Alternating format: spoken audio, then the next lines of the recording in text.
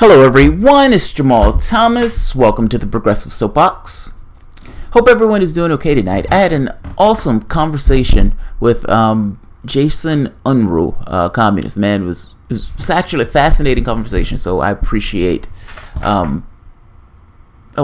appreciate him coming on to the show. Thank you very much. And what I want to talk about today is Section 31 in the new Star Trek. That's Discovery. Sorry, just checking my mic.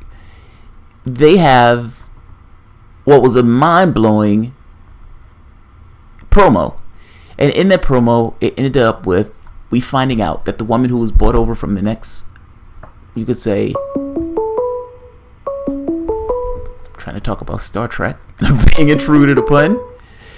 Hello, who's calling?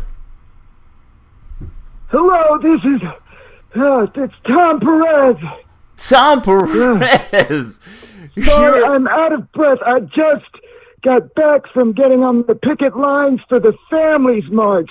Because, you know, the terrible things that this Trump administration has been doing, separating families. We got to make sure that every family gets reunited. Tom, I feel you, Tom. I would want for every family to get reunited, too. I mean, what do you guys... You've been on the picket line all day? I mean, how long have you been out there? Oh, you know, I had to just pretty much make an appearance, say some speeches, and walk a bit. But I was running back home so I could, you know, talk to my lobbyist friends about just what the hell we're going to do about Ocasio-Cortez. Oh, wait, Tom. Before you get to that part, you guys are out there on the picket lines. Are you going to abolish ICE? I mean, speaking of Ocasio-Cortez, I'm trying to get my R rolls straight. Are you guys going to abolish? She's been outspoken at talking about essentially dissolving ICE. I mean, what are you guys going to do? She's somewhat of a firebrand. How are you guys going to control her? Oh, well, see, that's part of the problem is now she's gotten people all worked up and wanting to abolish ICE. And, you know, Democrats, well, some are now pressured into saying it. We really don't want to do it because, you know, it's another part of just the military-industrial complex. But, you know, on the police force side of it, Tom, you know, the Democrats really, really like that there is an enforcement agency that does not answer to the Department of Justice. But, Tom, you're on the picket line. What are you on the picket line for if you don't necessarily want to get rid of the agency that's kind of pushing you on the picket line? But we got to put the families back together, and of course, as you know, we got to keep up appearances. It's politics. It's a game, my friend. Got to play it. Wait, Tom, that sounds like you don't really care. It sounds like you're just keeping up appearances, Tom. You can't say that. You can't let people know that you're saying that in public. Well, you know, I can always just seem to be more honest with you, Jamal. You bring it out of me. And, you know, in the past, the Obama administration didn't have a great record on these child detention centers themselves, you know, which I had a hand in, and other Democrats have a hand in, as you have pointed out on your own show with Debbie Wasserman Schultz. So I've tried to point that out, Tom, but, you know, a lot of people don't. They want to believe that the world fell off of a cliff when Trump took office. Let me ask you this, Tom. Well, most people do think the world fell off of a cliff when Trump came in, and that's why anybody that tries bringing up, you know, Obama's immigration history, that we can just say you're being divisive and we need to come together. You know, it's a great strategy.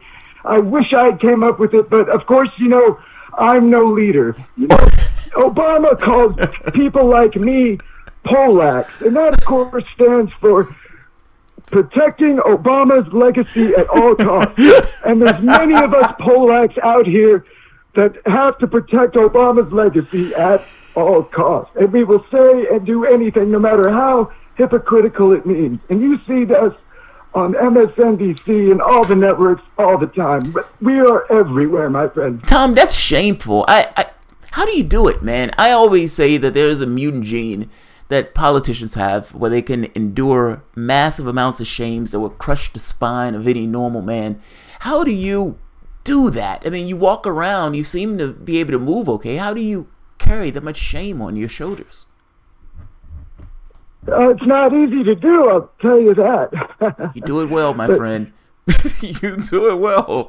But getting back to Ocasio-Cortez. Yeah, Ocasio-Cortez. Now, a lot of top Democrats are, trying to brush it off and saying that, it's just the demographics of one district. We did everything we could to make sure Crowley would win that. We thought it was in the bag. Crowley. And the polling, too, we thought would come out. We knew it would be a low turnout, but we just didn't realize that we made it too low, and she got enough people to do it, and there's no way to combat against knocking on doors. There's no way to combat against knocking on doors. And excuse my language, but it's scaring the shit out of all of these top Democrats right now. And I'm not afraid to say shit in public. Well, it makes you seem more down to earth, edgy. Tom. Did political consultants tell you to say that, drop the F-bomb or the S-bomb to make you seem more down to earth, or you just did that out of the, a fire in your belly at this moment? Well, whatever you think is right. I never said these things before, so it may have been planted in my mind by, a top brass consultant. Well, Democrats may be failures a lot, especially in the consultant class. They know what they're talking about sometimes. You just got to do what you're told. Now, let's get back to Ocasio for the moment. Now, she's somewhat of a firebrand. I saw that debate with Crowley. She beat the stuffing out of Crowley. She jumped on Crowley and kept hitting him over and over and over again. And at some point, I even felt bad for Crowley for a split second. And I thought the ref or the person who was doing the debate at some point was going to save Crowley by jumping in and, waving in arms. They never did it. Crowley got the stuff and beat out of him. Are you guys fearful that other Democrats are going to take a similar beating because, you guys don't represent anything? And when Crowley stood there not representing anything, standing by somebody who actually did, he looked diminished. Big man, but looked very diminished. Well, of course we're fearful. That's why we're scrambling right now. That's why I scrambled back to my house to try to come up with a plan to combat this, because we can't. Now, our old strategy of standing for nothing and vague platitudes just won't work against this, So we actually have to come up with a new strategy of coming up with new things to say to trick people into thinking we stand for something. Dude, what about representing something, Tom? Why do you have to trick them? Why can't you just say, hey, I'm actually going to represent something? What's the problem with that, Tom? I don't understand why it has to be tricking. That's all I'm asking. The money train has to keep coming. I'm not in control of it. I'm just a shepherd making sure that it just keeps on rolling. Or else it's my head. That's a sad place, Tom. Let me ask you this. The superdelegates. Now, I've been critical of this because I have to be honest. This seems so modest, and yet everyone is selling to me as this big, heroic achievement. Is this the thing, Tom, to have lefties and corporate Democrats running hand in hand in the sun, nipples and tits in the wind, kumbaya, the world is amazing, rainbows and unicorns? Is this what this is? Or not so much, just modest change that is trying to be pushed as a actual significant deal? Well, as you know, the Democratic National Committee in and of itself is just one big club. And what are all big clubs? Well, they're petty, and, they're insular, and they're inclusive.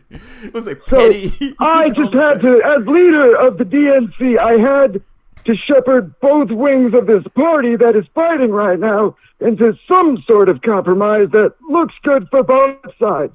And, Nomiki Konst and that DNC unity reform suggested we lower superdelegates entirely by 60%. When I went to the superdelegates with this proposal, they said, no fucking way.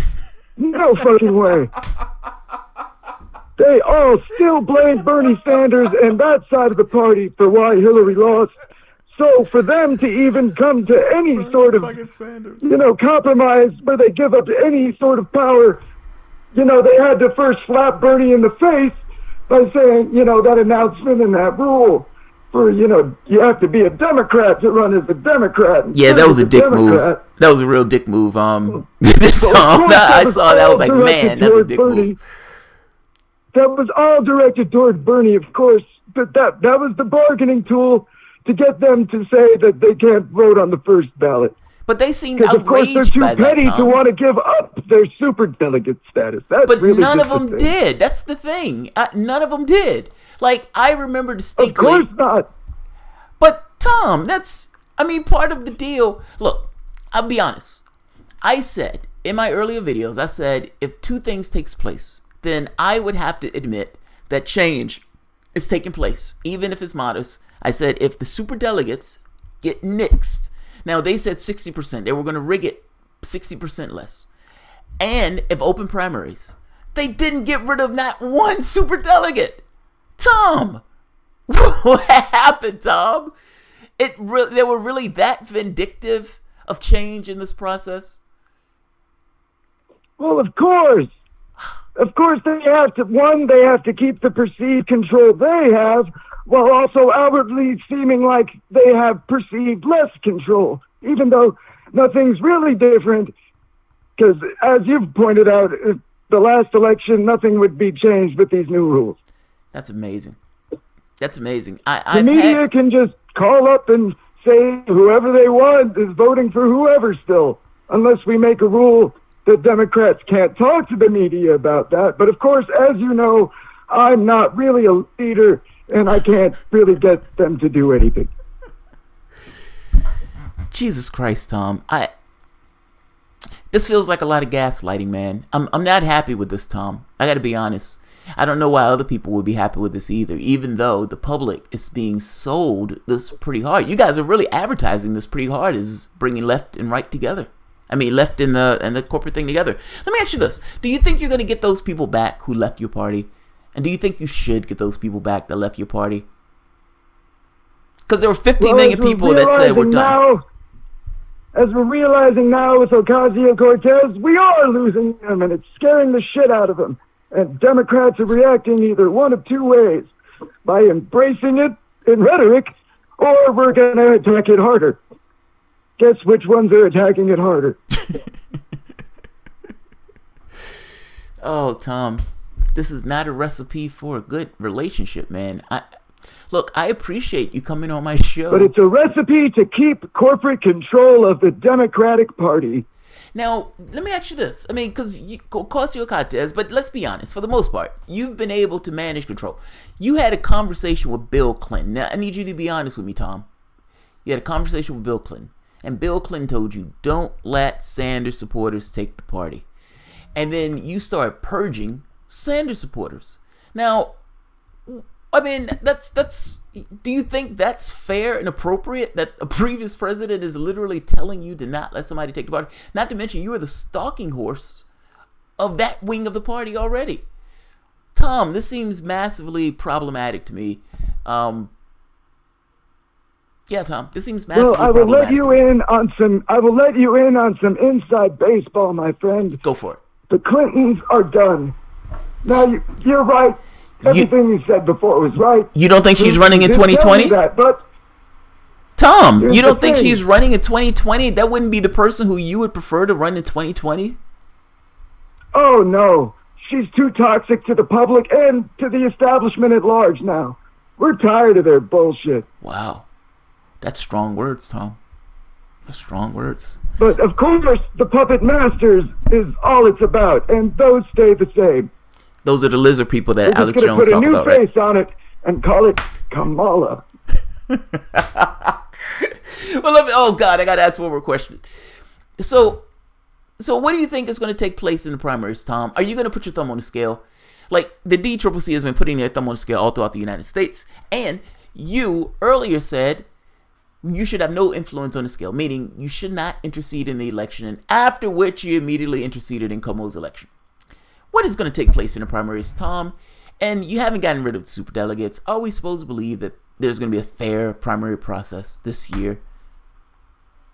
Well, smart people like you, Jamal Thomas, we're not going to get past guys like you. Oh, the trick with us is that this year we just need to be a lot more sly with our rigging of the primaries. Not do it so much on the national level. Focus more on the states themselves. Let them, to their own devices, to make sure that we keep control. Wait a minute, Tom. You just said you need to focus on rigging it better. Like, the problem with the last primary was that it was too sloppily rigged. Is that what you just said? Well, of course. I mean, just look at the PNC lawsuit. We can't even keep our story straight. Oh, you're talking about oh God, Tom. You're talking about the DNC lawsuit versus the DNC fraud lawsuit versus the DNC lawsuit of WikiLeaks. They're making two separate arguments. Is that what you're saying? You're making two separate arguments that conflict with one another. What are you doing, Tom? You can't keep it. Yeah, we have the shittiest lawyers. Jesus Christ, Tom. It sounds like it's rough to be you, Tom. You're damn right it is. Anyways, I gotta get going. We're having, another lobbyist luncheon where we gotta figure out what the hell we're gonna do. Well, have a Tom, good one, Jamal, Tom. It's always a pleasure talking to you. Oh, Tom, I appreciate it. Thank you, man. I appreciate you coming on. Vote blue no matter who. Vote blue no matter who. Okay. Alrighty, Tom. Well, that was Tom Perez crashing into the show. Apparently out of breath because he had been walking for the last 20 hours. That's fascinating. Yeah. I guess he kind of just ruined the show that I was going to do on Station 31. But I guess Tom Perez coming on the show is better any day than Station 31. I'll end it here. I'm not going to keep it long. There's no point in keeping it long. Let me fix my screen. He kind of just like crashed in like a wedding crasher. Like he drunked out. All right. I'm going to end this here. Big shout out to Honest Tom. Thank you, Honest Tom, for coming on to the show and being extraordinarily honest. Painfully and extraordinarily honest. Let's see. Oh, God. It was Joshua Renshaw. I was looking forward to some Star Trek trolling, but just got a call. My dad said he has stage 4 pancreatic cancer and weeks to live, so I'm here but mentally checked out, still wanting to support the show. Oh, God. I'm so sorry to hear that. Oh, Joshua, I'm so sorry to hear that. I was looking forward to some Star Trek trolling, but it just got called from my dad. His stage 4 pancreatic cancer and weeks to live. Yeah, man, I'm sorry for Josh. My dad passed, I think it was several years ago. But my dad wasn't necessarily around, per se. And I know your dad hasn't passed. I'm just saying my dad wasn't really around. And so I had to go through this thing of getting past a certain amount of it's in an odd way, it's cultural roles. It's in my head, this person is supposed to behave in this particular way, and this person is not behaving in this particular way. So I'm angry at this person, and now I can use that anger against this person because he didn't fulfill a thing in my head. Now, from his standpoint, he's in a similar situation because he understands that there was a cultural role that he was supposed to fill that he didn't fill. So now there's anger and a certain degree of resentment. And it takes a while as a kid to work through that because you don't have any other examples. And in my case, I ended up with a refuge of apathy. His best friend and I were friends. We're close. And I remember he told me one day, he says, your dad was just the guy. Like, he's a fuck up, just like you and me, just like everybody else. He's just a person. You think just because he's has his label of dad that he's somehow different than anybody else. That woke me up. I know this sounds strange, but I was like, holy shit, he's right. He's just a guy. And as I get older and I see myself, I get to see in this kind of odd ways, a little bit more forgiving, and a little bit less harsh as I get older. Despite having this strained relationship, when my dad passed, I felt some kind of way about it. It's like you only get one. Look, you get a lifetime with him. All of us, at some point, we check out. I'm really sorry to hear about that. I don't necessarily know the case. I don't necessarily know the medical procedures. I don't necessarily know what your dad is going to decide to do, what options you're going to do, any of that stuff. But live your life. Time is more important. Yeah, man, I'm sorry to hear that, man. I'm sorry to hear that. I guess hearing that just makes me think of my own and how it was, this kind of awkward way. I don't necessarily think I process emotions in similar ways as other people. I think I get over that stuff a little bit faster. Process that stuff through my head. But in that case, that wasn't processed through my head. That was processed through, you only get one. And regardless of all the shit that took place, you only get one. And again, making me less harsh, if that makes sense. Make me less harsh as I got older. Shwari Kate, loving the Tom Perez segments. Joshua Renshaw, all the best to you and your family at this time with your father's health. Yeah, man. Jesus Christ, I'm sorry about that. Wesley Walker, so sorry, Joshua Renshaw. I wish you and your family the best during these hard times. Yeah, agreed. Absolutely agreed. It's still hard, Joshua. We're with you. But sad for losing the man I didn't know. I'm like Jamal with his dad, too. I met him once when I was 30 on Thanksgiving. I don't even know what I'm all fucked up about emotionally. It's not like I'm losing somebody I know, but sad for losing the man I didn't know. Yeah. It's weird. It's like, I give you another example. My grandfather. My grandfather was the worst person I've ever come across in this planet. Hands down. Like, of all the hateful people that I've come across on this planet, he was the worst. An evil alcoholic that only really got along with the dog. But for the most part, nobody could stand to be around him for any particular time. Smelled the alcohol, would cuss my grandmother out on a whim in front of her friends. Couldn't stand him. And I couldn't understand why people would pretend when he was wasted that this was somehow some kind of fundamentally different person when he wasn't. No, I held him to account for the shit that he did when he was drunk or not drunk. To me, those things were the same. And so me would get into these screaming or arguments. You know, you're a kid, you're going against somebody else because he's lost a certain degree of legitimacy for being a goddamn alcoholic. That being said, when there was a certain point that I was extremely ill, they didn't necessarily think I was going to make it. And I came into this kind of awareness of, you know, this other stuff doesn't really matter. Like, these perspectives that we take from a cultural standpoint, these petty dramas that we enwrapped ourselves into. And all of us to some degree do it. It's just life. It is what it is. We're raised in a society, we're pushed and prodded, and we act a particular way through the implicit and explicit forces that push and tug us in particular directions, with this little bit of us pushing up against us. I told him, you know, for what, 20 some years of fuckery. I remember I was like 6 years old, and he told me one day, he says, "Hey, come here. You know, you'll never be the man that I am."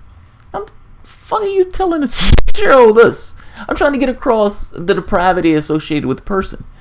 Him and I used to fight like cats and dogs, like not physically fight, but argue. I remember that day I was in the hospital, he was in the room, and I said, you know, regardless of all the stuff that took place, that shit is in the past. It doesn't matter.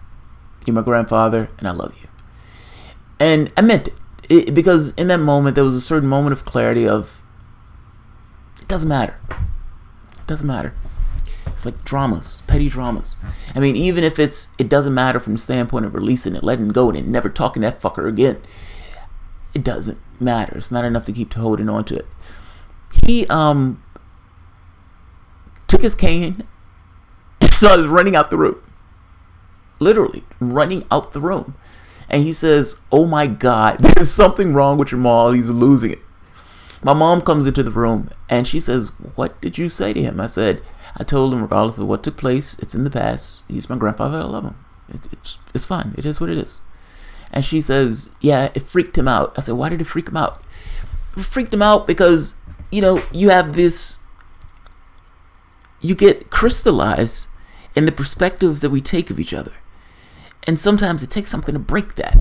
Now, part and parcel to that is that you trust the person who you're interacting with, or that there's something level of there that can make that work. In this case, it's my grandfather. So regardless of, you know, the fighting back and forth, he's still my grandfather. There's a tether. Our relationship from that point on was fine. No more arguments. No more fights. He would check on me if I wasn't there. He was concerned. It was a fundamental change. But I don't think I get to that point without having a thing with my dad. Meaning, this understanding of loss that came along with, you were pissed at him for a very long time. And in being pissed at him for a very long time, you held that against him. Whether right or wrong, you held it against him. As opposed to just the action and consequence of having the opportunity to spend X amount of time with this particular person who you may want to get to know. Look, my dad was the type of person, you couldn't hate him. Couldn't hate him. If you were in the room with him, you were going to laugh. He had charisma for spades, in spades. And it wasn't one of those cases where it's like you would have to force yourself to be pissed at him. Even my mom in this case, like if she was around for any period of time, the anger and stuff like that just vanished. Like he has a fucking charisma coming off from his spades. But I was pissed. And it took a long time to get over that thing of being pissed, maybe in the moment. And I think you went through this phase of, oh, I want to see him, I want to see him, I want to see him, to, I don't care. I don't care. And then to, I really don't care. And I realized that, yes, it's a growth arc that you take on, but to some degree it's also a certain amount of wasted time that you could have spent with him. So yeah. Schwabi Kate, of course your father had charisma. You carry his DNA. Nah, he was different than me. Him and I were very different. Like his there's certain traits that are similar. I have his finger. This weird the way the curvature, this genetic deformation in the finger. His perspective of the world was very different. Like one of the headbutts that we would have, we never got in fights and stuff like that. I consider him more of a friend than a dad, because we didn't have a relationship like that. But he fundamentally understood how I saw the world, and I fundamentally understood how he saw the world. And the way he was raised with certain things that was put in him that were not put into me, and he didn't quite get why my value system was the way it was. Like, ultimately, I am some representation of my mom. My mom and my grandmother, they have a certain way of looking at the world and viewing the world, and they're much better people than I am. I think to some degree they can be naive in the way they go about their affairs, but they can be naive in this case. I don't have to. And I can look at the darker side of the world in this case and try to balance those two things. Now, I say that to say that my dad had a different set of values. It just was. His best friend, kind of made this point. Like he says, I don't understand what's wrong with that boy. that's the way they would put it. I'm an oddball. They was like, I don't understand what's wrong with him. Now, Johnson, his best friend, comes over to my grandmother's house one day, and keep in mind these two were raised together. And my grandmother's like, sit down, let me get you something to eat. And he's like, what do you mean telling me sit down? Like, you're not boss of me. No, he's bristling at this. But my grandmother, in her context, she's like, no, you're coming to my house. I want to get you something to eat. I want to make sure you're comfortable. It's just common courtesy. You're in the South. He didn't get that. Like, he didn't understand it.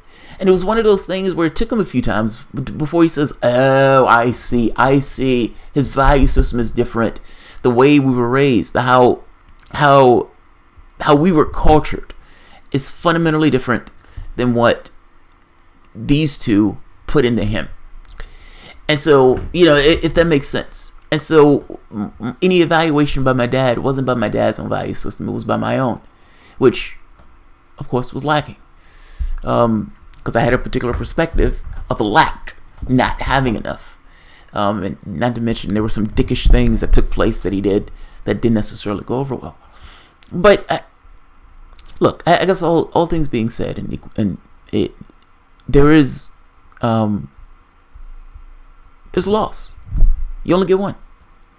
I mean, even if that particular one didn't necessarily get it completely along well with you, if I'm being honest, I have certain traits that I can see that I picked up implicitly from this that I don't necessarily like.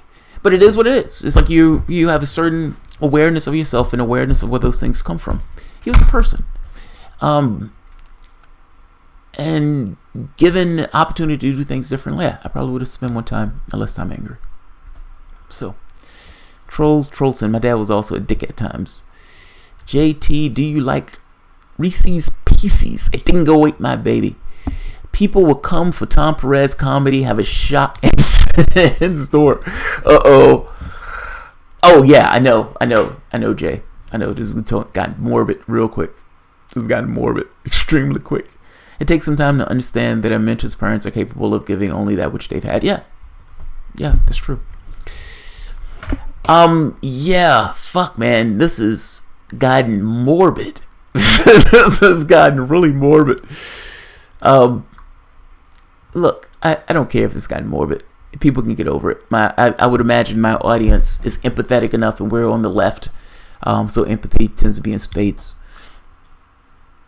Joshua, I'm sorry, man. I really am. Spend time with your dad. And in whether he was there or not, whether you knew him all that well or not, I would say it doesn't matter. I would say it doesn't matter. When I was ill, Jamal has no values. His adoration of progressive voice.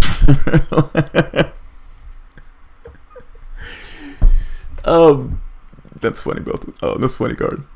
That's funny, guard. That's funny. Damn, I tried in bits in drunk time 3:55 here now. JT shows us your ET finger. That's not an ET finger. It's just my From what I understand, we have a strong Native American heritage. There are certain odd features that apparently are genetic, and the finger is not, but it's one of those things where there's certain features that he has that I have. I literally have his hands, like the weird genetic defect, and it's not a defect where it's like anything is wrong. It's just it's a curvature in your finger, so it's slightly weird. Yeah, this has gotten morbid. Yeah, this got morbid. And not morbid because of death per se, more because of pain. The death part, if I'm being honest, doesn't all that bother me. Whether it hurts, that does. Give me all the pain medication I need for whatever the fuck is wrong. I don't care if I have a headache. I want morphine. I don't want to suffer. Nikki, I'm not morbid at all. Hoping he's helping Joshua. Nah, I like your honesty. Well, I mean, that's just... Look, you learn that stuff as you go through your life. You learn that stuff as you go through your life. And as a kid, you don't have those skills. Like that ability to meet the gap sometimes. You don't have it. Especially when you are running, when you're not aware of the shit that you're doing. Like, I remember... Let's postulate for the moment that everything that a person does is not, like, the emotions that people have is not necessarily because those things are right or wrong. People just have emotions because they have emotions. And what I mean by that is your emotions aren't necessarily regarded of whether or not this is right or wrong by the societal framework, at least not fully. Sometimes there can be certain things where you feel like this kind of moral thing. Sometimes you feel good about stuff. Sometimes you feel bad about stuff. Sometimes you're ashamed at how you feel about stuff. This guy gets hit by a bus. You feel like, that fucker deserved it. I feel kind of bad because I think that guy deserved getting hit by a bus.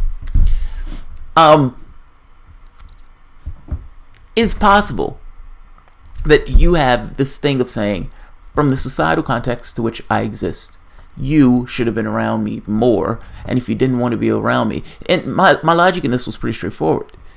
If I gave you $1,000, would you be here to get it? Yes. But I am here and you're not here. If you cared, you'd have been there, and maybe with the other ones you cared more. That logic to me seems pretty straightforward. And I don't necessarily know how you fight against that particular logic of if money was up, you would be here, and there's no money up, so you're not. Trying to get to this thing of value. What do you value? And if you valued this person, you would be around this person more. They're just people. Like, people fuck up. People fuck up. Jamal, you realize you just read Native American part of your heritage for the weird bits. No, I didn't mean it that way. I think I even just said, not the finger, that's him. But certain other genetic stuff, like facial hair. I don't grow facial hair. I don't grow chest hair. There's certain like weird features that are somewhat attributable to Native Americans, and they're not weird. It's just there's certain cultural stuff or certain genetic stuff that you can see for it. Like my grandfather would have straight hair. He's part Native American, part African American. Yes, just kind of straight hair, as opposed to curly.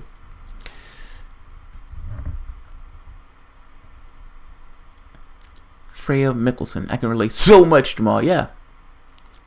Trudy, God knows sometimes you have to scream. You must try to keep a sense of humor in all situations. Often you must laugh at the horrors and off to survive. Yeah, agreed.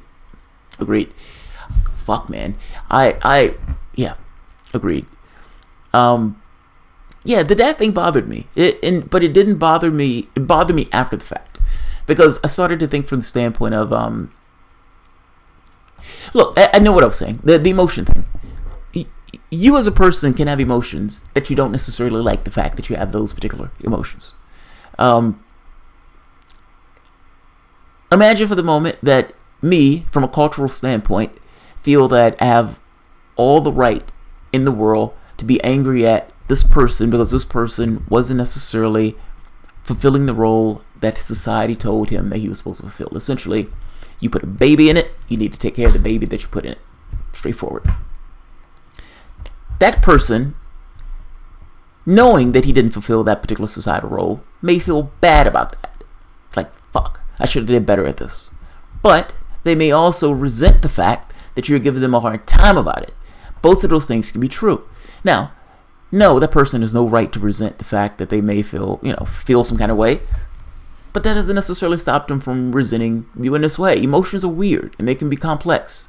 And sometimes they're intermeshed with this idea of the societal expectations and all this other stuff. Sometimes you have to blow that off and kind of like saying, all right, redo. The redo doesn't mean, all right, now I completely trust this person in each and everything that takes place. The redo is more so, I'm done. I blow this off. I either accept this person, change how the relationship is, or be left to my own devices. But either way, the entanglements are not there.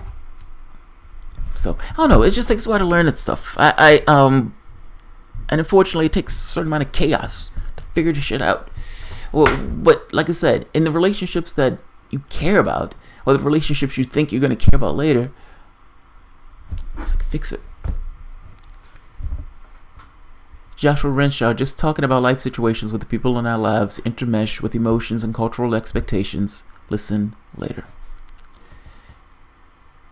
You probably had worse relations to yours.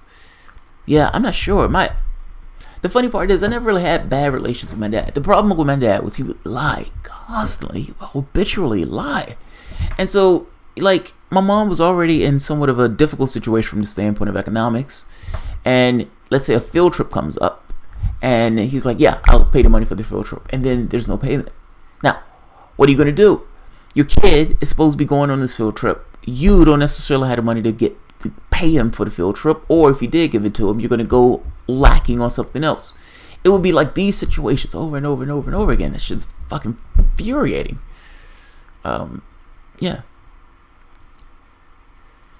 I have to come back and watch this later. Been on mute on the phone with my wife and getting Phil and Jamal dropping truth bombs, and I hijacked a bit and not even hearing them.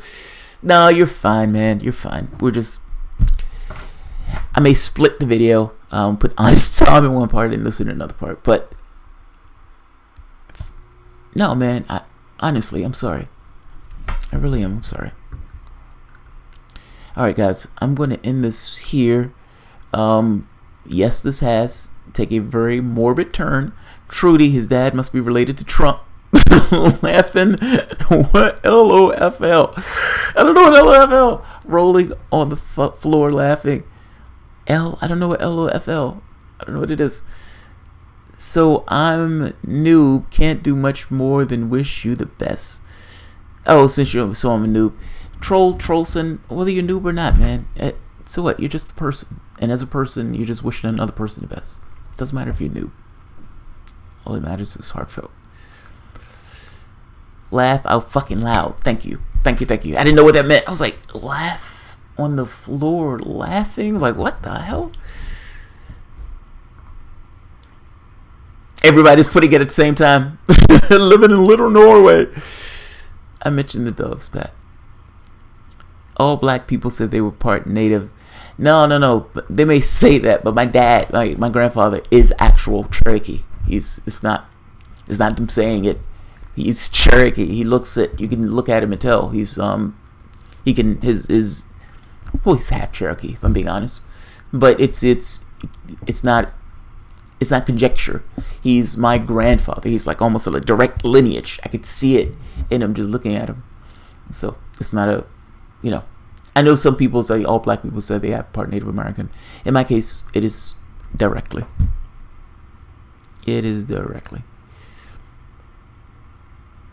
Nice. My grandma said she used to say she was Cherokee. Yeah, my grandfather, classic Native American features. Curly, not curly hair, straight hair. Somewhat of a, I don't, it's Native American. I don't know what else to say. But of course, as it goes through the lineage, like, so from him to my mom, of course, it gets diluted. From my mom to me, of course, it gets diluted, et cetera, et cetera, et cetera. End up with just a few traits. Although Tom Perez graphic is quickly turning into a grief rage, like, all kidding aside, fuck that asshole. He should have pancreatic cancer the way he destroyed lives like a political game. Ouch. That's brutal. Yeah, but it's funny. We often have this weird thing where we say what those people do is not necessarily attributable to them for some reason.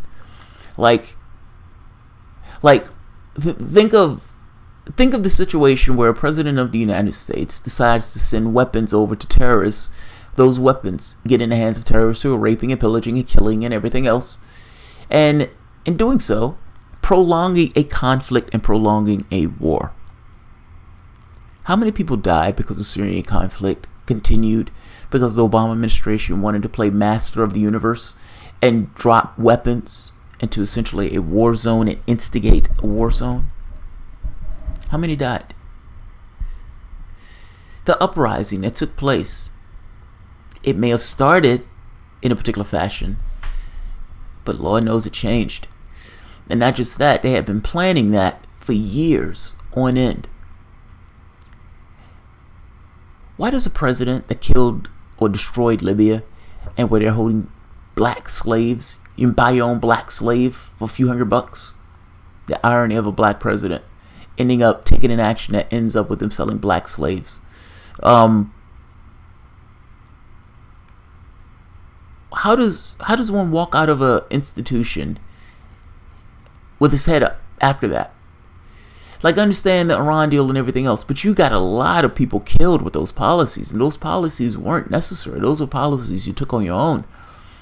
You destroyed a country. How many people did you kill? You've had roving gangs. All of these things are attributable to you. And yet, they would go to him for quotes when he's attacking Trump, and they would look at him as if this is some noble actor. This is a goddamn psychopath. And the person who's in there now is also, to some degree, a psychopath. I don't understand why we disassociate what people do in the offices somehow with their character. Like, this person does something that gets a lot of people killed, but they're perfectly okay to come on late night talk show and we can just shoot the shit. This person is a goddamn psychopath. How are you just shooting the shit with somebody who got 1 million people killed? Like when George Bush was finger painting, he was going from pillar to post. And he's talking to these people like he's just completely rehabilitated. The guy who lied the country into a war ended up killing 1 million people and nobody cares. How can you not care about that? How can you not care about that? Yeah, to them, this is a political game, and they're using people's lives from the standpoint of a political game. I don't know how much effect Tom Perez has had on that particular point, so I'm a little iffy with slinging this thing of pancreatic cancer on Tom Perez, but I know your point. When it's slanged and it's hit on one of the political actors, and we're supposed to believe that that political actor is some kind of noble character, it's like fucking not noble at all. It's like, come on. Let's see. Seems Carter was the last moral president, or wasn't he? JH Variety. So it depends. Carter, from what my understanding is, you can start to see somewhat of a turn in the Democratic Party under the Carter administration. If I'm not mistaken, this was after the McGovern Commission, where they started to pull unions out of the political apparatus, and they, at that point started to fill that void with business interests. So you can kind of see the turn. Now, from the standpoint of where we are now, that just gives you how far the country has moved from the time Carter was in office. I don't necessarily think Carter just kind of changed and became some kind of lefty. I think that's what Carter was even back then. It's just the country's moved so far to the right. You look back at Carter wistfully like, holy shit, that man was such a lefty. He was such a lefty. Carter gave us, Brezhnev, Mika's dad. Oh, are you shitting me? Yeah, that was under Carter. Yeah. The plan. So the plan that what is it? Mika's dad is I could see the name. I can't say it. Brezhnev. Boy, how do I pronounce this? It's not Brezhnev. That's not it. Brzezinski. I can't. Brzezinski. Yeah, something like Brzezinski. But Mika's dad was to essentially use radical Islam to kind of shear off a section of like Afghanistan, to kind of create this holy war of sorts to bog the Russians down in Afghanistan. Now, the thought was, if you can radicalize this group, you can have all of these elements attacking the Russian government. You can essentially create like a Vietnam scenario. Well, this worked. You did create a Vietnam in Afghanistan for Russia, or for the Soviet Union. Congratulations. But you also had this extra bonus of spreading that shit around the globe, meaning it didn't stay where it was. Some of the people that we're fighting today are using the weapons that we gave to them back then, using it to attack American forces. That shit didn't just die at the end of the Soviet thing. It kept going. It propagated itself. Brezhnev would call it, hey, that was an unforeseen consequence. Yeah, it was an unforeseen consequence. Playing a master of the fucking universe. Trudy, I had some rabid Republican tell me they have never voted. I wanted to say thanks, but they're so contrary. If he's a rabid Republican, thanks. Thanks. That's it. That is Brzezinski. Is it Brzezinski? I think it was Brzezinski. And maybe Brzezinski... Shit, I think I'm saying this wrong, so I'm sorry. But I want to say Mika's dad. I didn't know that was under Carter. I thought that was under Clinton. But maybe you're right, because all that stuff started to take place under Carter. My timeline is getting... Brzezinski was like any other political person on the left, is a total hawk while in office, then pivots when he's a dove when he leaves. Look, this is kind of my point why I'm so cynical of the Democratic Party in this case. You can be as lefty as you want to be when you're out of office. The question becomes, what do you do when you take that seat? And you need to make votes that are either antagonistic to your donors or show where you stand. The beauty of Ocasio-Cortez, aside from her physical features, goes to this thing of, you know where she stands. You're not guessing. She's not a moderate. She doesn't know where she is. The Democratic Party should have this. This is what we should shoot for. This is what we should fight for. This is the vision that I want to enact in the party. I'm trying to reinstate the party. That is clear. That is straightforward. That is vision. That is vision. The question becomes, are they going to be smart enough to jump on board? And I suspect they are not. I suspect they're going to run into problems with their donors. I suspect that Nancy Pelosi is going to try to use the idea that what's-her-name got into office to say, hey, we're a really big tent, so all of you lefties see you can come and just vote for any random Democrat. Vote blue no matter who. I would say that that's somewhat of a problem position. And I would say that is not the position that should be taken. You vote for the person who represents your interests. Period. And be loud about it if there's nobody to represent your interests. Because you want to get across to other people the solidarity of know that they're not alone. That ultimately, you are not co-signing any hack, any corporate tool that is going to go into that office and not do the bidding of the public. This moment, or this idea that the distinction between the party and the person, where the party has all of the power in this particular distribution because the party knows that the people are so terrified of what's going to come behind them, that they vote blue no matter who, bending their heads.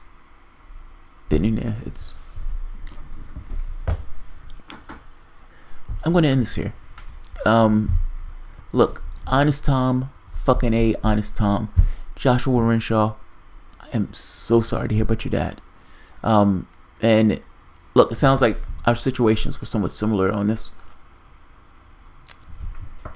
Look, when I was ill, my dad was never around. He knew I was ill. He knew I was in a hospital. For 10 years, I would literally have like 2 major surgeries a year. I would end up in a hospital constantly. There were times I went in there for months on end, times I was in there during New Year's and Christmas. I remember one Christmas, I got a Nintendo, but it was like a Super Nintendo or something like that. I was playing Smash Mario Brothers because they bought a TV in the hospital. I had been there that long, like to get an idea. So in all of this time, he never showed up in the hospital. Now, I was like, did he know? This is yes, he knew. He just didn't show up. So that bugged the shit out of me. There's a lot of stuff that bugged the shit out of me about it. But even after all that's said and done, even thinking that he didn't really care that much, which I don't necessarily think that anymore. Given the choice, I still probably would have, been there more. So, thanks Jamal for bringing us Honest Tom again. It was a treat. Hey, also thank Honest Tom because Honest Tom decided to come on in himself. Carter's still building houses just like Obama did when he left office. Wait, what? You mean he is windsurfing with Charles Bronson and giving speeches for the bankers and saying fuck the poor? Oh, you talking about Obama? You know what? I don't give a shit if they're building houses. Fuck that. What about all the houses you lost? What about all those houses you lost? You threw your bodies on the bankers. Oh, I must protect the fucking bankers. Must protect the bankers. And doing so occupied your hands clearly because you totally dropped the housing thing. All of those people losing their homes. What does that look like? You're outside in the population and you see the President of the United States fight like hell to protect the bankers while letting everybody else from the homeowners part fall through the cracks. You could have taken that money and you could have paid down those people's housing debts. You could have taken that money and you could have paid down student loan debts. You could have given that money to the bottom part, allowing those people a ton of extra money because it's now money that they don't have to pay, that they can put directly into the economy itself. There's so many ways that you could do that, but you took this particular route to do it. A route that wasn't necessarily in the best interest of the people, of the public, or the society itself, but was purely just in the interest of the bankers. You gave 2 shits about the public. And people think just because your skin is a particular color or you prefer a particular gender, this guy likes a little bit of cock, this other person likes a little bit of vagina, that you're somehow transformed by that. That's the distinguishing characteristic. Just because somebody looks like you, sounds like you, come from an area like you, the distinction here is class. Never forget it. Their sexuality, their you know, their race, their gender, all of those things are used as political tools in order to accomplish what they want to accomplish. Do not be fooled by this stuff. Just because somebody is black doesn't necessarily mean they're looking out for blacks. Whites fuck over whites constantly. Those people that vote for the Republican Party, most of those people are not plutocrats. Those people are just getting fucked over. So, Carter's my favorite president. Artificial morphoso man. Carson J. I've been saying that the United States is an oligarchy for years. I don't need a goddamn celebrity to confirm it for me. I love that. I don't need a goddamn celebrity. I love when people say goddamn. I love the way they use the inflection. Cheeky Rogue, Black Power. He did nothing for the American people. He trafficked children and threw big parties for himself. The trafficking thing is problematic. They put 1,500 kids potentially in trap. Yeah, man, I saw that story, and that story is damning. That story is utterly damning. The media presents Carter as it's not just they pretend Carter is silent. If you notice, Democratic presidents avoid Carter like the plague. Obama avoided Jimmy Carter like the plague, and I lost a certain amount of respect for him when he did it. He avoided him like the plague. Jimmy Carter lost, and Jimmy Carter is somewhat of a lefty, and for whatever reason they've treated him like a leper, and I don't quite understand why. I don't fully understand why, but yeah, I don't understand why. But at this point, Jimmy Carter is like a lefty's lefty. It just so happened everybody else has just moved so far to the right. He's like a bellwether on where he is. Depends on what media you listen to. Artificial morphism, man. That's fair. Carter is a decent man. Joe Kahn, yeah, I think he is. I need celebrities to tell me how to think. They are my greatest assets. I know, right, Winkle? They are greatest assets. Jay Carson, Obama broke my heart, but he was never progressive if you read his books. I gotta be honest, I was suckered. On 2008, I had just got back into the country. I was in bad health because I had been traveling for God knows how long. And I paid $1,000 extra to get a first class ticket back to the United States. I've been traveling for like 2 months and some change. And I went bungee jumping in Nepal. Damn near died trying to climb back up the mountain. And I was in bad shape. And I kept telling myself, don't be a pussy, keep going. Don't be a pussy, keep going. And because I didn't want, there was a certain reality that I needed to face when I got back home. And as long as I could just push myself just one more step, one more day, I didn't necessarily have to deal with that reality. It got to the point where I couldn't keep any food down. And beyond not being able to keep any food down, I felt miserable. I think at one point I started bleeding. Like it was bad shape. I couldn't keep warm. I was dying. I was essentially dying. And I said, fuck it, I'm coming home. I called my mom and said, I'm coming home. She says, you feel bad? I said, yeah, I feel pretty shitty. I was like, I feel pretty shitty. And I'm like, all right, I'm so miserable that I am going to buy a ticket to get home immediately. And I buy my ticket. And I get to the airport and they say, after all this time of traveling, after all this time avoiding going home, the goddamn flight doesn't show up. Motherfucker. I paid $1,000 extra to get a first class seat because I wanted to be in some level of comfort flying that flight, and the goddamn flight didn't show up. They put us in the most expensive hotel that I've ever been in my life in New Delhi, India. It's obscene. Like, it's utterly obscene. Like, as you go to the hotel, you have people walking like barefoot, holding bags of water that they're selling. Now, all of the water in the hotel, even in the toilet, was potable water.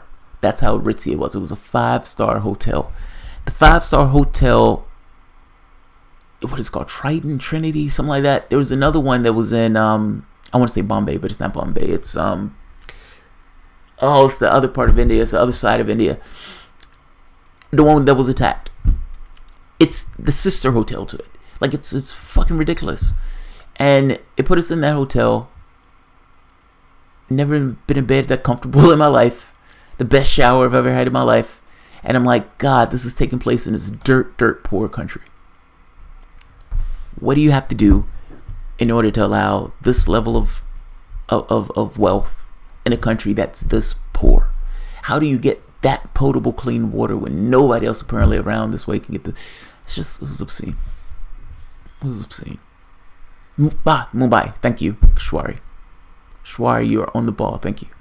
I've never done violence, but I really want to slap that ridiculous Sarah Silverman or whatever her name is after the Bernie thing. Yeah, not violent, but let's say it this way: if by accident somebody would have slapped the shit out of her, I probably wouldn't have been mad. I just say it that way. If it was by accident. Norway is the only country that always beat the United States in some ways in money. My wife and I went to Norway this year, first part of the year. I bought her a ticket. She had done amazing. We try to support each other in the things that we do. And she's decided to go into medical coding. She's decided to become the president of her chapter. I think women in power are sexy. So I was like, that's awesome. And for whatever degree, it makes you 1 degree sexier that you got that presidential power. And then it's like, what can you do now that you're in office? Talk sexy to me. What can you do? What are your powers? What are your powers? But no, I wanted to support her for it. So she, I got her a ticket. I got both of us a ticket to Norway. I paid for a ticket. And we went to Norway. We went to Spain. Now, I was able to get that ticket for dirt cheap. That's the only reason that ticket worked, because it's Norway in the wintertime, so you can, imagine we're going into a blizzard. But loved the country. Loved it. Jamal, if Hillary Clinton won the presidency, would you think she is sexy? No. She cheated my candidate. Fuck. No. Hell no. Absolutely not. Fuck no. It's not an absolute.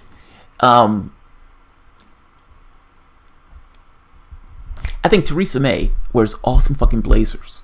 But by the same token, she's a Tory. And in my head, there's a certain mental process that goes along with it that kind of tars any kind of level of that person's sexy. Hillary Clinton, no. Fuck no. I have to scrub my brain just bringing that shit up. Jimmy Dore said Hillary is sexy back in 2014 while drinking a martini. I mean, I do think the power thing is sexy. Not her. I'm just saying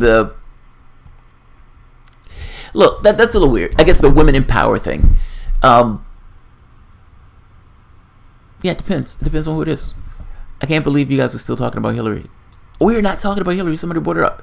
Jenkins paid $5,500 to do it. Cheeky rogue. Is Hillary running again? Came second on poll. I saw that! But that poll is just for Democrats. Just for Democrats. Bernie Sanders is not a Democrat. I saw the poll that was like, Joe Biden and Hillary Clinton, that's the best you can get. Honestly, if you're going to run anybody, your best bet is run Kamala Harris and have Kamala Harris put Medicare for all and put your federal jobs guarantee. That's your best bet. The reason why I say that, you're going to be able to shear off part of the left who's going to buy it. The part that you can shear off, the question becomes, how does she get past somebody like Sanders, and how far to the left she's going to be able to go? And if anything, she's probably going to have to start attacking the left, meaning attacking Sanders from the right, if that makes sense. The primary is going to be weird, man. I don't know. It's hard for me to figure how that's going to turn out. That's all. I'm curious. I guess in my head, Kristen Gillibrand, Cory Booker, Bernie Sanders, maybe Elizabeth Warren, maybe Kamala Harris. I mean, it's going to be a crowded field of Democrats because all of them believe that they can knock Trump over if they can get through the primaries. They believe it. I don't believe it. I think Trump can still win. Sanders won't win superdelegates. Make sure of that. And the sad part is, all of them still exist. They haven't gone anywhere. All of them still exist. It's amazing.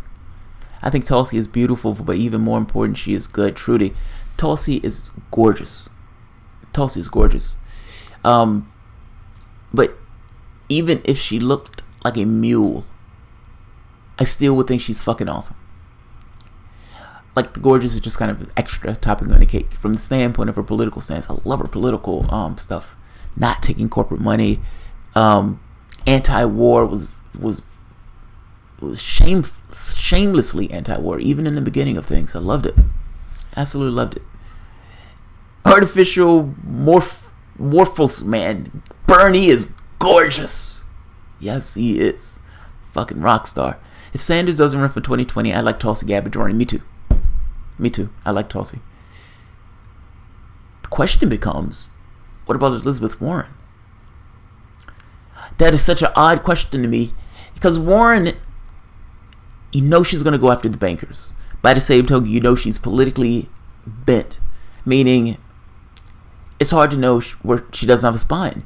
I mean, if you threw Elizabeth Warren on a banker, it'd be like kind of throwing a spider monkey on some kind of random person. A spider monkey just bites it, you know. I can trust that. Fair enough. That's like base instinct, though. Punch a banker in the throat. That's her modus operandi. But I'm talking about more like other stuff. Where's your spine? You couldn't even support Sanders in 2016 and then wasn't even backing it up after the fact. What is it? Turncoat. Warren is a turncoat. Yeah. Shawari Kate, artificial morphism. You made lose a mouthful of farmer's market bubbly wine with your Bernie is gorgeous comment. Black Power. I don't like her anymore after having endorsed Hillary instead of Sanders. You're talking about Elizabeth Warren. Yeah. That's. Look, there's an interview with Elizabeth Warren and Cenk Uygur, and horrible interview by Uygur, but Uygur brings up the thing of the primaries, and she's like, well, I thought it was a great spirited debate. Now, a little while later, you get her on TV saying, I think it was rigged. And then the next day, I think it wasn't rigged. It's like a fucking maniac. Which one is it? Pick a pony. The truth of the matter is, you call yourself second most progressive person in Congress. God bless. The first guy was supposedly the most. There's a tether between you two. You guys are very similar from the standpoint of policy. That's good.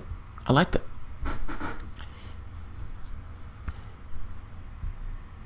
A race comes up.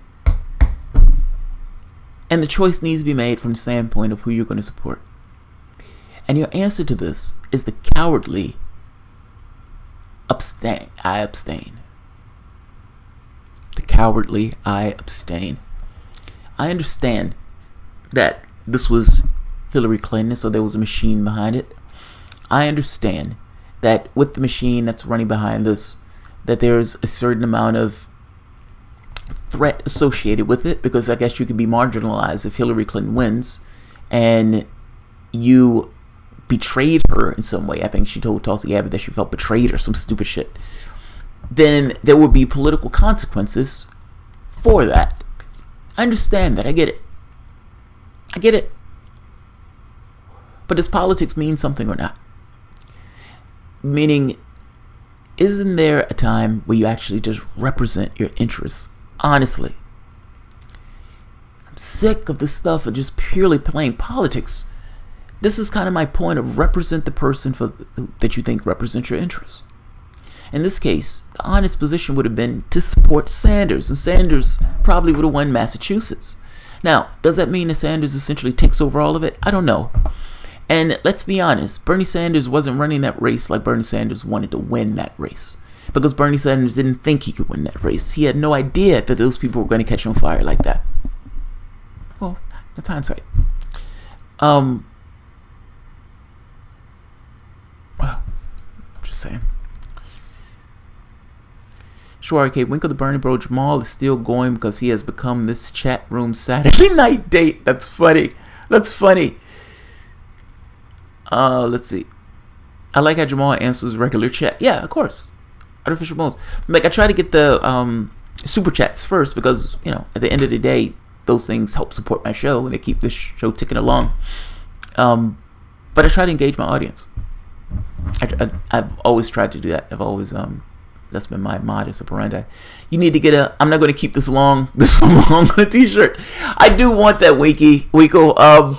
I've been looking at some of the t-shirt designs or like how to do it and stuff like that. It's like I'm not going to keep this long. And then on the back, 3 hours later. 3 hours later. Artificial Morphos Man. Morphos Man. That's a comic book character, I think. I like how Jamal answers regular chat. You have my audience. You've got my audience. Aww. Thank you, Artificial. I appreciate it. Gardner, oh my fucking god, I just watched Holly's vid and rage. Gonna have to go for a walk. P.S. You need to sell Goblin Slayer shirts. Holly's vid? What is Holly's vid? What is Holly's vid on? What am I thinking? What am I making? What am I missing? What am I missing? I'm in the middle of a video. What am I missing?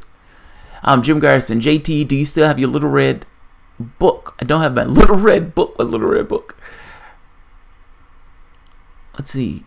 I'm thinking of making fuck this. I'm going socialist, my new slogan. You know, it's funny. Nancy Pelosi was like, they asked her, is socialism ascendant in the Democratic Party? And Pelosi's response tripped me out, and I even had a little sympathy for her. She's like, those Republicans are not going to be able to label us as socialists in this party. Because in her head, she's like, the Republicans are trying to call us socialists. And she's like, that's socialism in that district, not for the rest of us. Can I get a what happened? What happened t-shirt? I don't see why not. That wouldn't be a bad one. What happened?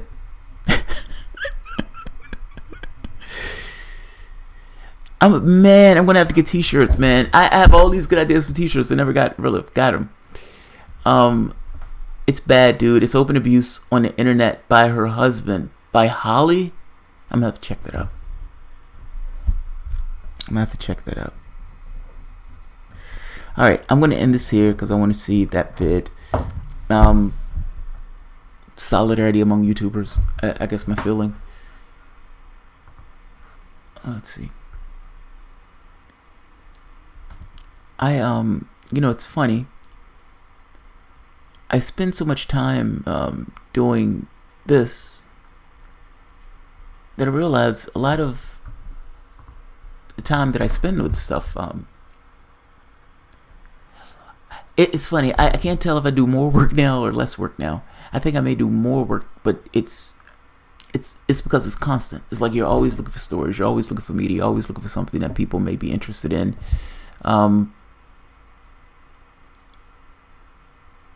It's just interesting. It's just weird. I was looking at her thing, how burlesque and modeling ruined my marriage. There was a guy who used to be on my chat, and he used to make it his business for whatever reason to go after her. And he would send me these emails, these ridiculous emails, saying like, hey, I know you had her on your show, and she's going to go down. It's like, why she's going to go down? Well, she was doing stripping. Well, that looks like burlesque, and even if it was stripping, so what? What does it have to do with the price of tea in China? And hell bent on this thing of something that she did somehow affects her political point of view. Those things are completely disconnected from one another. Yes, it may have affected from the standpoint of her life experiences, but what she's saying, even if she was a porn star on the side, it would in no way affect her political disposition. I'm trying to make it extreme because I'm trying to get across this point that what she do in one context should not affect what she is saying in the standpoint of her political acumen. I want to watch this video. If it pissed Garden Gnome off that much, at the very least, it deserves a watch. But I didn't think. I thought that guy was nuts. I was like, why are you attacking her for something that's not hurting anybody, and that's her business? And she's like, well, she's going to crash. Why? She's a lefty news network. The lefties are not going to give two shits about it. I could see if she was in some kind of church and, you find out that she's, doing burlesque or something. Even that I would think was stupid, but whatever. I thought it was nonsense. That being said, how do you deal with that if you're in a relationship? If my wife came back and said, hey, I'm doing burlesque for extra cash, What do I think about that? I don't know. I guess it depends on how I ever perceive it. I'm going to watch your thing, though. Jamal is right on, and on this, he hasn't even seen it. Yeah, I haven't seen it yet. Jamal, let us lead with our values. Carlos Lobo. Been doing that, Trudy, but so many making love, not war, roots behind them. Yeah, agreed. Burlesque is very cool. Burlesque is very cool. My wife and I went to this burlesque show. God, where was this thing? There's a place in Richmond that would have these shows. It was so fucking awesome. I like burlesque. I like. It's entertainment. And personally, I have no issue. Look, I am the person who says all drugs should be legal. I'm the person who said women should be able to show their nipples out, in the same way that men show their nipples out, and that it's a form of oppression to not let women show their nipples out. Not to mention, it creates this weird thing with breasts that men get. It's like we can't see them, and because we can't see them, we end up lusting after the thing we can't see, as opposed to if they were exposed, then that particular lust wouldn't be there. But it's oppression. Now, I guess my point is,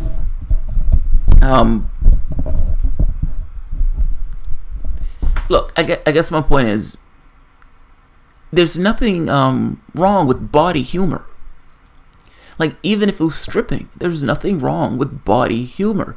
Now, whether me as an individual could deal with my wife either being a stripper or burlesque dancer. Burlesque, yes. Stripper, that's a little different. Not because there's anything wrong with it, but only because of the context to which we're dealing with. It will be in the very specific context of me being in a relationship and me having to deal with other guys hitting on my wife or my girlfriend. And whether I had the stomach enough to know that at the end of the night she was always going to come home with me. Now, some of this will be hit on my own insecurities. Some of this will hit on what I think the behavior of men are, and even if I think she was going to be safe. But if it's burlesque, it's different, if that makes sense. I hope I'm trying to make a sense. And I'm trying to make a distinction between those two things to make the point that, from my understanding, she was doing burlesque. But that being said, from the context of the individual that's in a relationship, each person is different in how they can handle those things. Their tolerances are going to be different. He's not necessarily wrong for saying he doesn't want to be bothered. But I haven't seen the video, so fuck what I'm saying. Troll Trollson. Peace, love. Thank you, Troll Trollson. I appreciate it. Peace and love. Words to live by. Burlesque is not porn or stripping. No, it's not. No, it's not. Wait, Garden. What was the thing? What was the thing that were pissed off? It was the saddest fucking thing I've seen. Oh, God. I gotta watch it now. Yeah, burlesque is different. Burlesque is fucking awesome. I've gone to, I think I've gone to 3 strip clubs in my life. I'm not a big fan of them. It always, it screws with my context. Like, you're there. I remember going to one. A friend of mine took me to one of my best friends. And first time I had ever been to one. And there's one that I like, Sparkles. And Sparkles, there's one woman that comes by and you're like, oh God, don't talk to me because I'm not interested. And I feel awkward in the conversation because it's like, I know she's there for capitalistic interests, meaning she's not there purely for me. She's there purely to make a buck. And I don't necessarily like her, and I don't necessarily want to deny her, and all this shit is going on in my head. And so it's like, oh God, don't stop and talk. But Sparkles eventually makes her way over. And she's like, you want a lap dance? I was like, sure. Now, the thing is, it's weird to me because it's like, okay, what is the point of this? Like, I can't touch you per se. I'm not pulling anything off. I mean, ultimately, I'm just sitting here being seduced. What am I getting out of this? She's like, you can grab my ass for an extra $20. I was like, I don't need to grab your ass for an extra $20. Let's get this shit over with. Now, my friend, he's in this place where some guy says, look, I like to see black men have white women dance on them, and I will pay for your dance. And my friend says, fair enough. I'll take that. And have some guy watching. I was like, oh, dude, That's so bizarre, but whatever, man. If that's how you want to get your rocks off, that's how you want to get your rocks off. There was another one where I was in Las Vegas, not Las Vegas, New Orleans, and I ended up just going in. I was talking to a stripper. The guy was like, "You like tits?" I was like, "Yeah, sure." He was like, "Come on in." And it was like during the day, there was hardly nobody there. I wasn't trying to get a lap dance or anything. I wasn't trying to get anything. He just said, "Come in, get a drink." And I just sat there and talked to her for like 10, 15 minutes because she's a person and I like to run my mouth. I'm not a big fan of those, but I love burlesque shows. I love body. I think body entertainment is awesome, if that makes sense. I think adult body entertainment can be some of the best, some of the most interesting. Not to mention you're adults. Hey, fuck. Grow up. This is like shit, man. Oh, Jesus Christ. Trollson, thank you, man. Thank you, I appreciate it. Oh, dude, yeah, I appreciate it. Wow. Just in case y'all don't know, 100 Norwegian krone is worth about $12. Fair enough. Burlesque is body positivity. Yes, it is. Yeah, Shawari Kate. I can't think of where. There's a place over here that has parties every so often, like burlesque parties. And you talking about awesome entertainment. Like at one point, if I'm not mistaken, in the show, it's all dance where all of these people can kind of go into the thing and dance. It's fucking awesome. But yeah, burlesque was awesome. I need to see the video though, so I don't want to talk on it because I haven't seen it. Jamal, that what speakeasy did you catch it at? There's a place in Richmond that has shows, but I can't think of the name of the place. My wife turned me on to the place, and they have every so often they would have these shows. Burlesque is about the attitude. Trudy, strippers embarrass me. They shouldn't embarrass you, Trudy. It's just awkward. Like I give you another example. It's like you're sitting there, and they're like doing their thing and they're dancing, and they're like looking at you, and they're like dancing, and you're like, oh, this is uncomfortable. She wants me to give her $1. Alright. It's like, here's $1.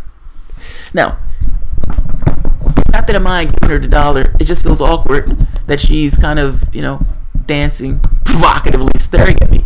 This is when I realized what my friend was getting out of this and what I'm getting out of this are two different things. I'm getting like, I should not come back here. This isn't doing anything for me. But he just get his jollies. Better go view it. I'm not sure how long Holly will leave it up. Alright, I'm going to look at that now. Alright guys, if you enjoy the content, please feel free to share, like, subscribe. Of course, you can always support through Patreon. Guys, thank you all for being on the show. We got like 151 on this one. We had a ton on the other one too, so we've had a lot of really big shows today. Thank you very much. It's Saturday, so it's like we're spending Saturday evening together. We're at each other's dates. Thank you all. And just so I'm clear, Josh, and again, I'm sorry, Josh, Shwari, Wesley, Winkle, Artificial Morphosman, Josh, and Trollson. Thank you guys. Honestly, I appreciate it. I'll see you guys, if not tonight, probably tomorrow. Bye-bye.